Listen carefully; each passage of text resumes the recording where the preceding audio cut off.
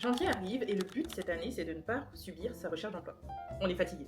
Parce que janvier, c'est vraiment la période où tout redémarre côté recrutement. Et c'est là que tu peux prendre une petite longueur d'avance. Selon Indeed, janvier, c'est l'un des mois où le nombre d'offres d'emploi va augmenter de 50 à 70% par rapport à décembre. Donc c'est là que les entreprises vont rouvrir leur budget, les équipes RH vont relancer leur campagne de recrutement et ils vont commencer à préparer tout ce qui est stage et alternance pour le printemps. Pour être plus clair, c'est le mois où tu dois être visible. Maintenant, je vais être honnête avec vous, le contexte économique est catastrophique. Beaucoup d'entreprises réduisent leur embauche, la concurrence est de plus en plus forte, surtout pour les jeunes diplômés et les juniors. Et franchement, je vais pas vous mentir, ce que je vais vous donner dans cette vidéo, ce sera pas une recette miracle parce que tu peux pas contrôler l'état du marché. Mais toi, ce que je peux contrôler, c'est ta préparation, ton organisation et ta constance. Et même si tout est au ralenti, il y a des choses que tu peux faire dès maintenant. Déjà, la première chose que tu vas faire, c'est mettre à jour ton profil LinkedIn. Les recruteurs sont sur LinkedIn. Certains d'entre eux cherchent même sur LinkedIn votre profil quand vous êtes un candidat intéressant. Après, je vous dis pas forcément de poster si vous n'êtes pas à l'aise avec ça, mais au moins avoir un profil clean. La deuxième étape, ça va être de créer un système qui va vous aider à suivre vos candidatures. Moi, c'est ce que j'avais fait à l'époque. J'avais créé un job tracker sur Notion et dedans, j'ai réuni mes CV, mes mini-lettres de motivation,